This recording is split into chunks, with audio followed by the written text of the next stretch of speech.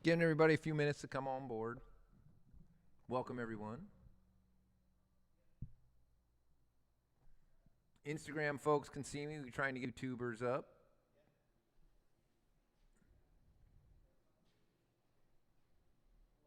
We got green on here now. That's good.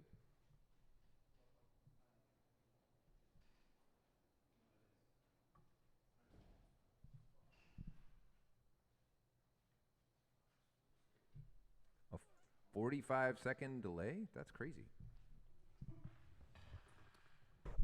All right. So, how's everybody doing this Friday? I'm going to start out with some Eagle Rare. It is a delicious and not so expensive bourbon. So, it's one of my go-to favorites. I'm going to scroll through, quickly hit any quick questions. 19-inch monoblocks, 18-inch monoblocks, not so many. There are some companies that make similar, but not BBS. And you don't want to wait the 12 months for them to get them made for you.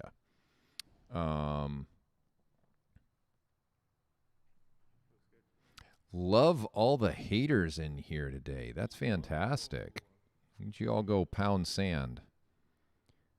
Let's see. What else we got? Best 19-inch center lock wheels for Porsche. There's lots. You got to kind of decide which ones you want. Right now, it's more of who has any in stock. So, all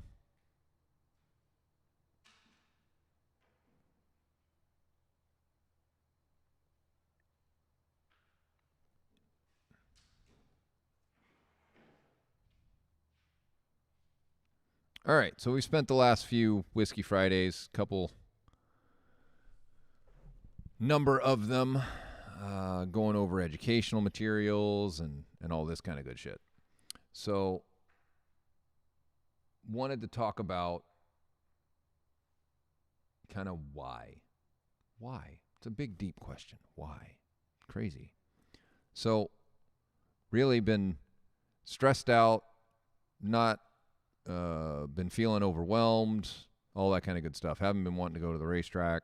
So, sat down and tried to figure out, talking to Ted, what is it we're missing? So we've been going after and getting kind of caught up in we got to go the fastest and we got to have the most powerful and we have to have the 60 to 130 time and we got to demonstrate the wing to people and we got to install the MCS suspension and we got to go faster than everybody and blah, blah, blah. And in the meantime, you kind of get lost in why are you doing it in the first place? So we had a good discussion. And the thing as a car person that you come to remember is that you're attracted to the freedom that your car gives you. And it doesn't have to be a Porsche. It can be a Kia Soul for that matter. But being able to get out, being able to drive it, being able to get away, being able to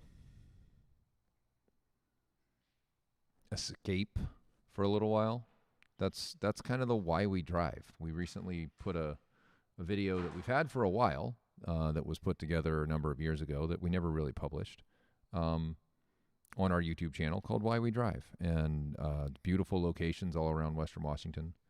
A little bit at the track, a little bit on the drives to Mount Rainier, a little bit here at the shop. And it really kind of reminded me of the why. And we need to get back to the having fun and to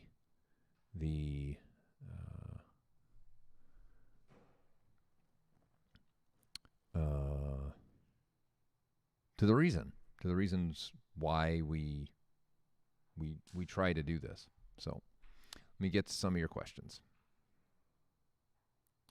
Let's see. When are we going to do air-cooled stuff? When air-cooled cars actually make horsepower. For old analog cars such as 930s. So we still have a bit of water-cooled stuff to get through.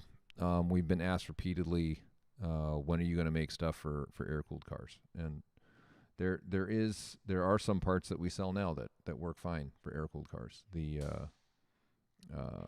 Our lifetime muffler works great. A lot of guys use that on air-cooleds.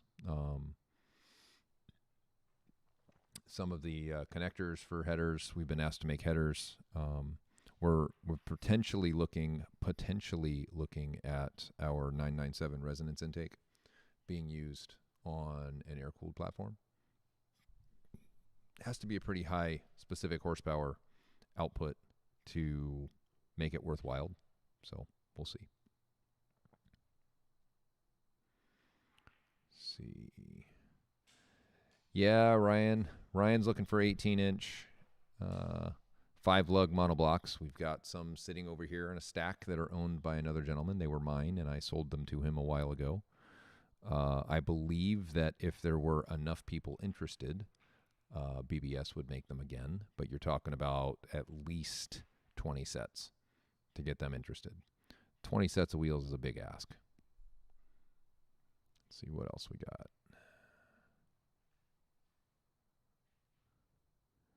Anybody else got stuff? Somebody wants to know my opinion on the current GT market. Are we talking about car values or?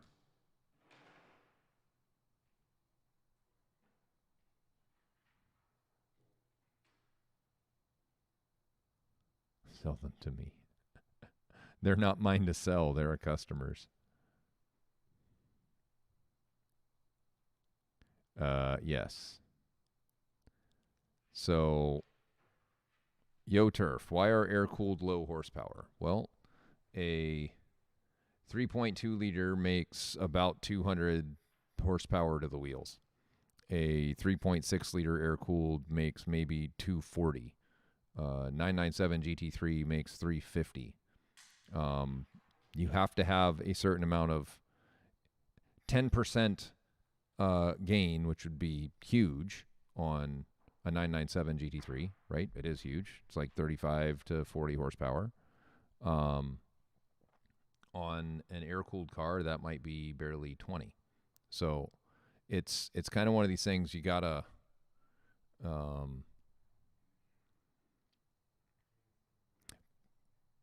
apply the right lever in the right way. So anybody? Turbo cars generally don't need headers. They need a manifold. And lots of folks are making turbo manifolds. So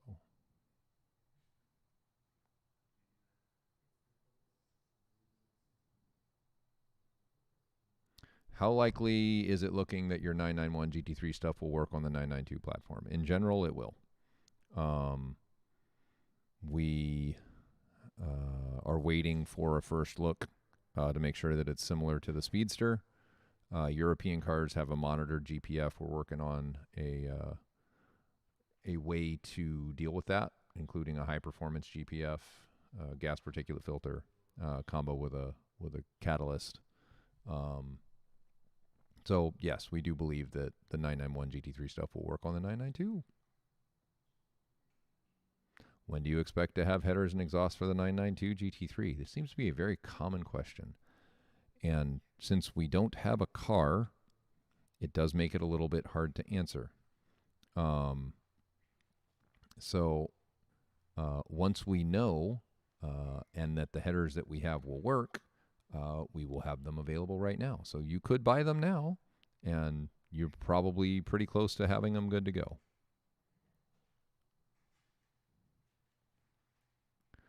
.992 GT3 or 991.2 GT3 RS and Y. Both. They're different cars. You didn't give me a budget. So if there's no budget, then you want both.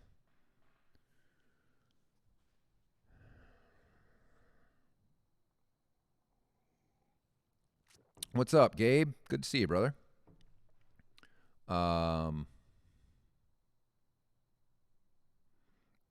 Yes. you want to try and keep the Metzger case from crabbing. So you definitely want to get some pins in there to help hold it together, so that as it's starting to twist, it's not allowed to, and you maintain your bearing clearances.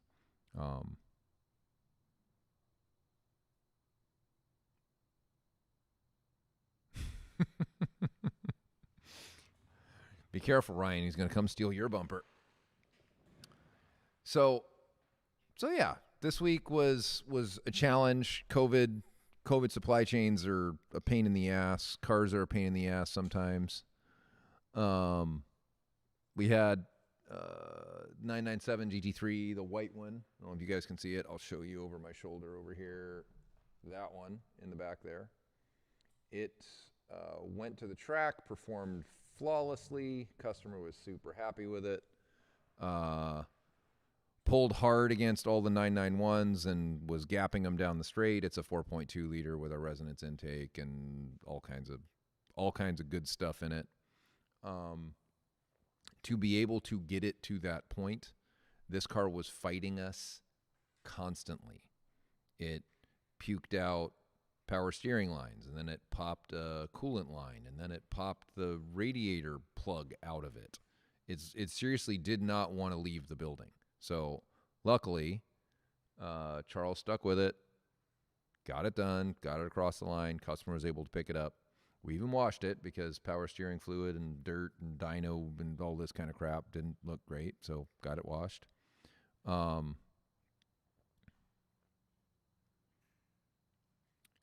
P-Life channel, I have no idea what jack stands our customer has from the Instapost. Yeah, Ryan, it's crazy. So this car was kicking and screaming, trying to stay here.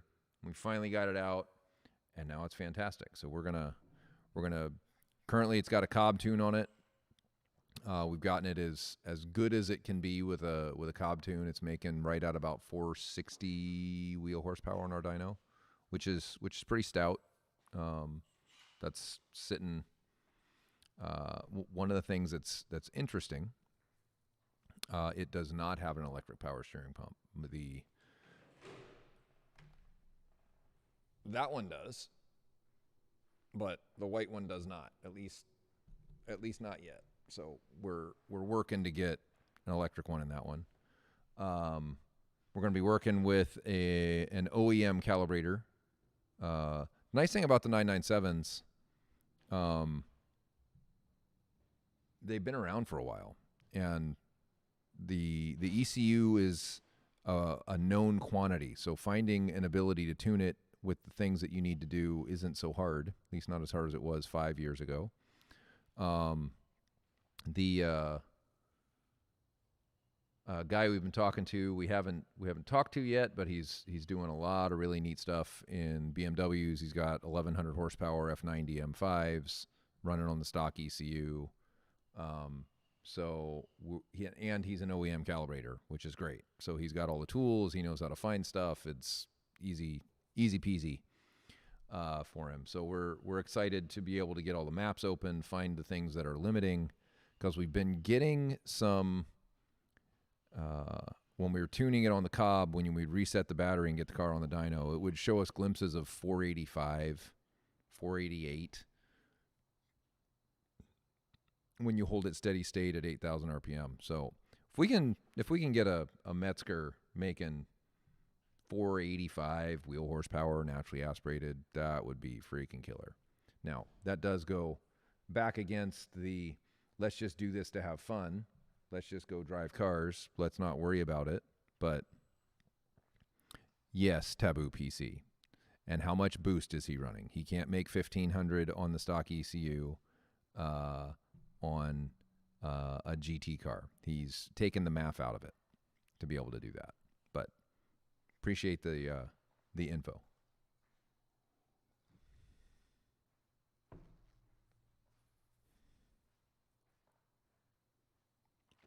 LCM Garage. Let's go through this. So, do you have a setup to run the crack pipe and still retain the valve exhaust button? I want to run your header cats and crack pipe for a 997.1 GT3. So let's talk a little bit about the exhaust architecture. If there was a valve in a crack pipe, where would it go? It would have nowhere to go. It would seal the entire, it would seal everything off. So a valve and a crack pipe don't go together. If you want valves, then we got to get you a lifetime muffler, or no valves and a crack pipe, and then you're all set. Crack pipe is for crazy people. It is for very loud all the time. It's gotten to the point now that we have a 20% restocking fee for crack pipes, because we have told people over and over and over and over again, it is loud. It is always loud. There is no combination of crack pipe and acceptable to my neighbors. They don't go together.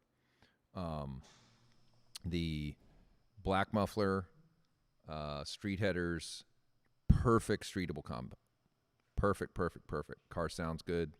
Car is quiet when you want it to be quiet, etc., etc. So, let's see who else we got in here tonight.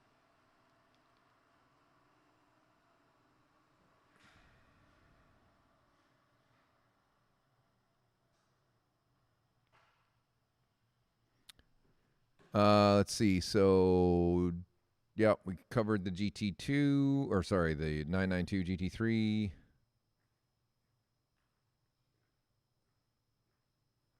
Let's see what else we got. A couple updates. I want to talk to people, anyone out there who has our splitter for the 991.2 GT3 RS or 991.1 GT3 RS. Don't continually smack it in the ground and expect everything to be fine. You must take care that you set your ride height and your suspension up so that it does not repeatedly hit the ground. It's not indestructible. You keep bashing the front of your car in the ground, things will break. Seems pretty logical and pretty reasonable, but it seems to be lost sometimes. One of the ways that you know that you're hitting the splitter into the ground a bit too often is the stock air dam will pop out of the bumper. So need to make sure that you get the front of the car up a little bit. Don't jam it into the ground, and we won't have issues. That said, Anthony is right now working on a series of pictures and an update for a reinforcement for the front area using the crash bar and metal zip ties, because zip ties are awesome, and zip ties make it reversible, quite simply. So steel zip ties will hold up to what we need and be able to reinforce a little bit of that area just in case the air dam comes down. The splitter will not get pulled down because of the air. So, stock wheel carriers, Brian. So there's the uprights are stock on that car. Let's see. We'll be dropping some new videos here shortly. One of which, for all you center lock guys, look up a company called High Torque, HYTORQ, or is it C? Is it C? High Torque. They're C? C. Gracias. HYTORC. They have a center lock gun, electric gun. Don't have to hold the brakes. Don't have to hold the steering wheel. It's counter held by a castle nut on the center lock. So we've been working with them. We got a video put together. We're going to show it to you guys. Should be pretty fun.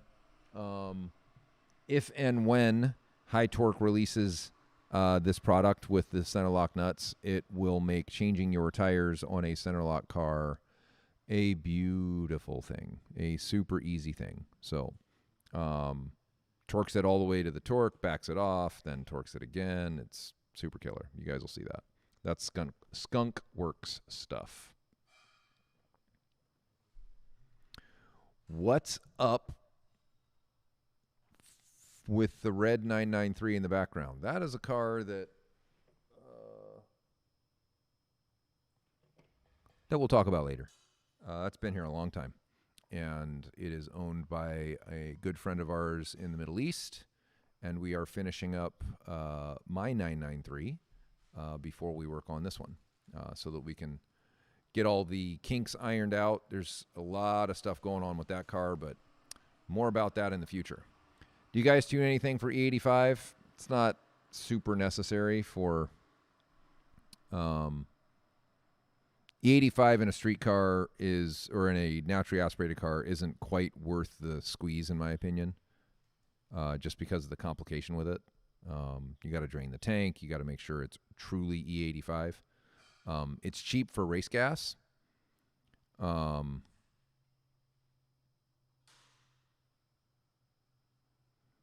The only issue is you have to make sure you're actually getting E85. If you go to the pump, you get E70. You get E68. You get E72. And there's no...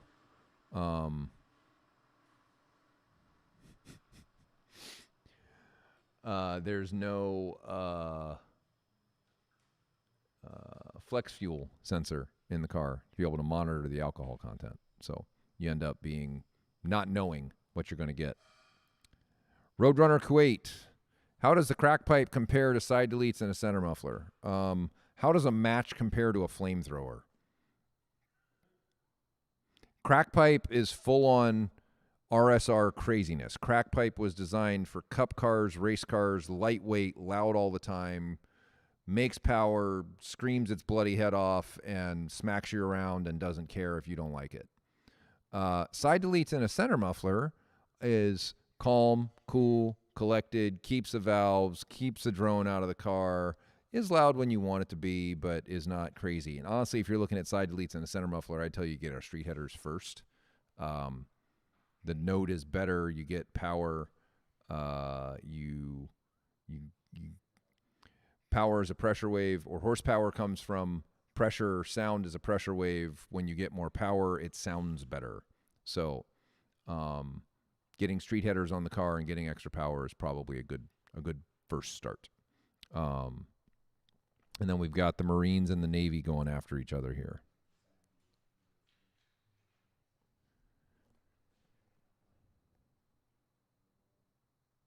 Appreciate that, Joey997S.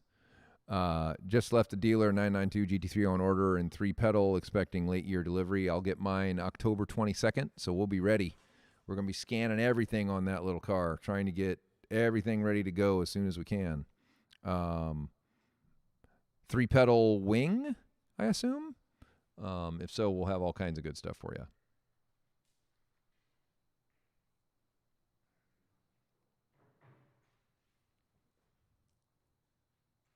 Yeah. Earplugs with crack pipe is necessary. Otherwise, you will seriously end up with hearing damage. So, let's see. Somebody sent a question. Yeah.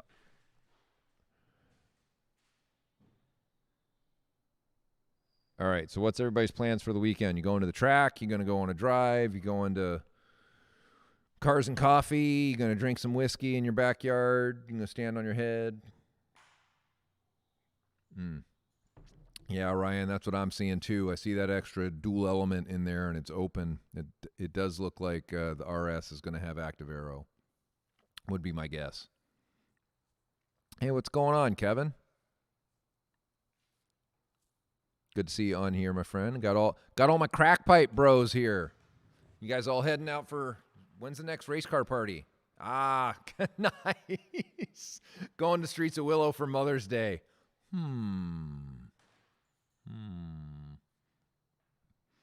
It's cheap and no one's going? Yeah, I bet. They all like to stay married.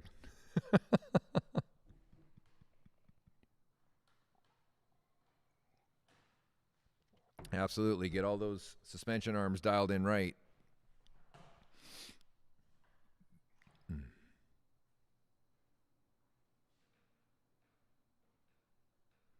I'd love that. I would love that, Mr. Gabe. I don't think I'm going to be able to make it down. I'm still going to be in I'm going to be taking a bit of a vacation for the first time in a couple of years here middle of the month. Going to go surfing in Maui for a few weeks. long overdue. Long overdue. But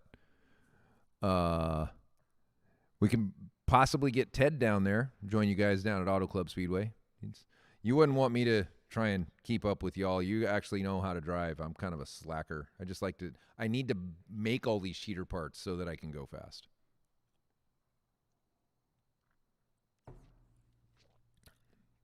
Appreciate that, brother. Thank you. So, yeah, I'm looking forward to some time getting systems and stuff together. The boys here at the shop have been holding it down, so super happy with that. So get the systems done, get everybody trained up, get the hell out of Dodge. Maybe I can join you guys in SoCal at some point. Although LA in June sounds hot, so it just sounds hot. That's right. Work till you die. There's no vacation. There's no fun. None of this is fun. This is just work. What else on your mind? Anything else I can answer for you?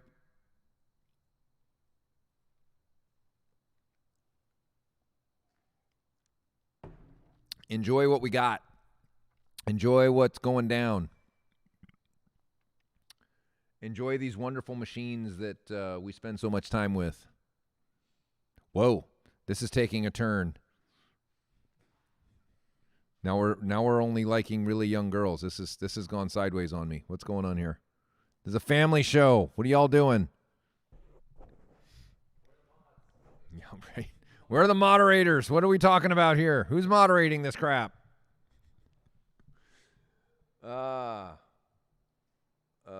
Which one? How can you see the Boxster? You talking about, right? Let's see. Now you guys can see the You talking about this one? That Boxster?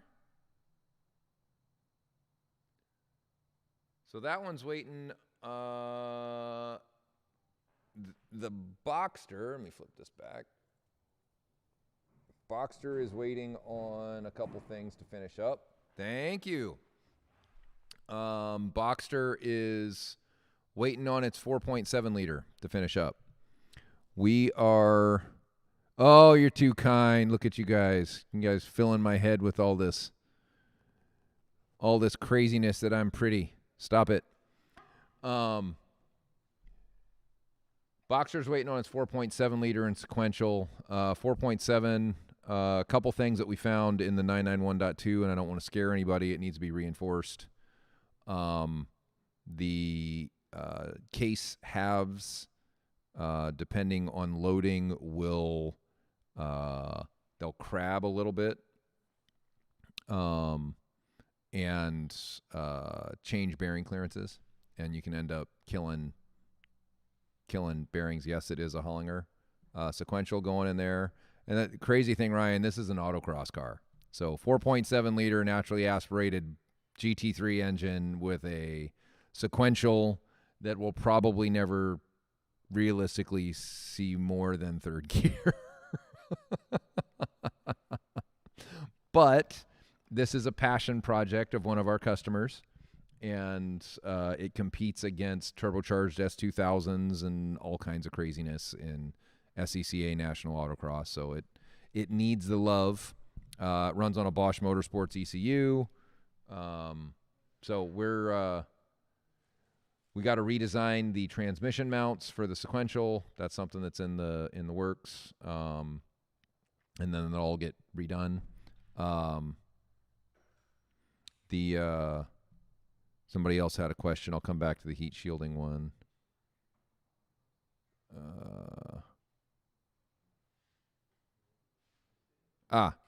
991 GT3 lifter fix. You got to wait a few more years. We already got burned on that one. Thank you, Concerned Owners Group. So invest a couple $100,000 in something and then have Porsche give everybody a 10-year warranty and kill your product. So we're going to wait on that. We're going to wait till just before those cars are tanking, because Porsche isn't likely to continue to send you free engines forever. So, and then people will probably start to realize that there was never a fix. There was just a kick it down the road. Starting to see GT3 RSs 991.1 starting to fail, which we predicted from the same issue. So this isn't a pat ourselves on the back. This is shitty, but we're not going to keep investing money into a solution that no one's going to use for 3 years. So we'll hold off till 2023 or so and start to get that done, because those cars won't be out of warranty till 2024. It is fixable. It is something that can be done. Back to the Boxster. There's another issue with the 991.2 GT3 engine with the some guys have experienced this, where the solid lifter shim will come out under certain conditions. And so we're looking at making a captured lash cap for that to kind of keep those all from falling out with gravity if there's any kind of valve float. So that's one of the reasons why the Boxster's sitting there. Some things we identified. We didn't want to build a super expensive one-off engine with known issues before we resolved them. So that's all in process. Let's see. Your thoughts on heat shielding for the GT4 street headers? For our headers, I don't think it's necessary. We use 321. When the car's moving, there's plenty of airflow. You get it through there. If you want to wrap them, that's fine. 718, maybe. You certainly don't want to wrap a cat. You can heat shield it if you choose to. There's still plenty of airflow going through there. We haven't seen any issues. I know others have said that they've seen tire temps go up. We have customers using our stuff on track, and so far no problems. So don't know that it's necessary. Am I coming to RTC Exotics tomorrow? Unfortunately, no. I have no clean cars. They're all in here in various states of disassembly or reassembly, and the 718 is atrocious right now. But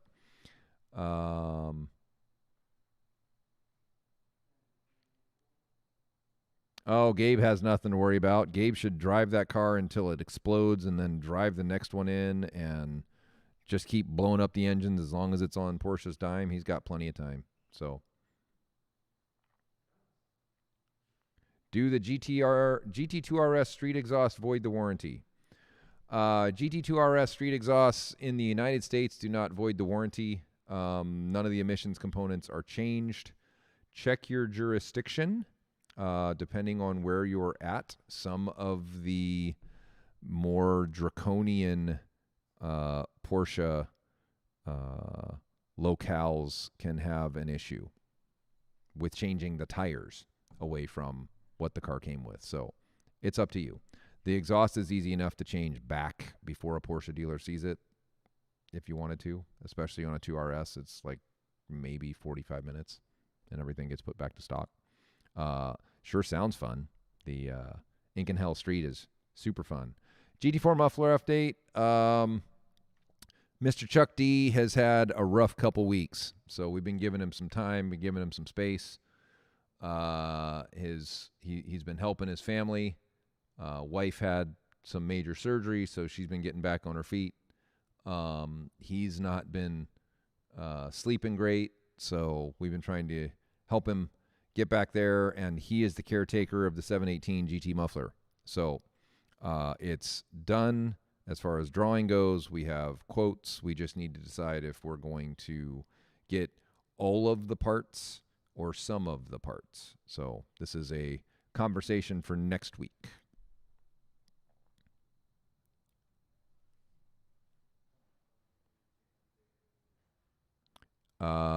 Kevin KH540, I have no idea. 997.1 Carrera S engine bay puts out a lot of heat. We need to quantify a lot of heat. A lot of heat. It is. Where am I? There I am. A lot of heat. Both for YouTube. But water temp is normal. Is this normal behavior, or is this something I need to fix? If the water temps are normal and the oil temps are normal, then normal is normal, and I would leave normal alone. Good to see you, Tina. You're on your second one already. Drive it till it blows up again, brother. Just don't catch on fire. That's the only thing I'll tell you with some of the engines in the 991.1. They do like to go pop, and then they'll have bearing clearances, and off they go. Is there room for the 718 GT4 motor to see major gains? We got 30 wheel with headers. We're waiting to see what the GT4 RS comes out with as far as an intake goes. And then we will, I see somebody from France asking a similar question on YouTube. We're waiting to see what happens with the intake. We know that at that power level, a larger throttle body will help. We see that on the GT3s. It helps a little higher in the RPM range. So there's a little bit of question there as to whether or not it's going to help with the mass flow past 8 or up to 8,000 RPM, which is the red line on the 718 versus 9,000 RPM on a GT3. So we're going to wait and see. We're not going to spend time developing it and then have Porsche just go on at 82. They're all 82 millimeters. That's the biggest that Bosch makes.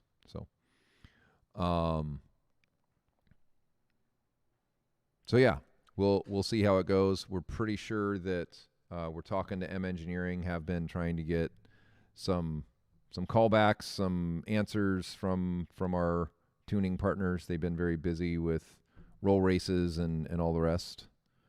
Oh yeah, Mr. Franz Simon is in the house. Welcome. We'll talk about that. I'm going to leave that one for you. You can announce that because we're excited about it. But that's your party, my friend. That's your party. I did send out a quote for those special Euro 6 catalysts for you though. So we got. We'll see if we can't source those directly for you. Gabe is asking, what's the tire choice over at Dundon? Honestly, brother, I'm kind of lazy and or busy. So when we go to the track, I like to use a street tire. Up until this season, it's been the Dunlop Sport Max and Race Spec 2s. I like them. They're easy. They're consistent. They come up to temperature really quickly. You don't have to mess with them the whole day. I'm really curious to try the Goodyear 3R. Bunch of my SoCal friends are using it. Casey at Raceworks is using it. And I have some Nankang, whatever you want to call it, AR1s to try as well. But every time we have been trying to go to the track on a Friday, it has started to rain. And so that is really, really annoying. So Sport Cup Connect is interesting as well. I'm curious about that. All right, y'all. I'm going to go. Oh, you didn't like the 3R? It's funny. Goodyear 3R Rips wasn't a fan of the 3R. And I was going to ask you, Michael, had you run your 3Rs yet on the 718? So far, so good, it sounds like, huh? Well, and Jimmy has a very pointy track car. He has a highly modified 2RS, so that it's going faster than most. So, all right, y'all. Nice chatting with everybody. I'm going to start heading for home. I got some dinner to cook. Tina did note that I do like to cook. Didn't used to like to cook. I used to like to go out and buy food, but COVID's unfortunately changed that for me. We're going to have some Korean shrimp and onion pancakes tonight. So for those of you that know, it is haemulpajeon. Didn't know I could speak Korean, did you? I can't. I can only speak food. Like I can speak Spanish. I can speak food. That's it. Talk to you guys soon. Talk to you guys soon or spoon. And we'll chat with you next week. See you guys.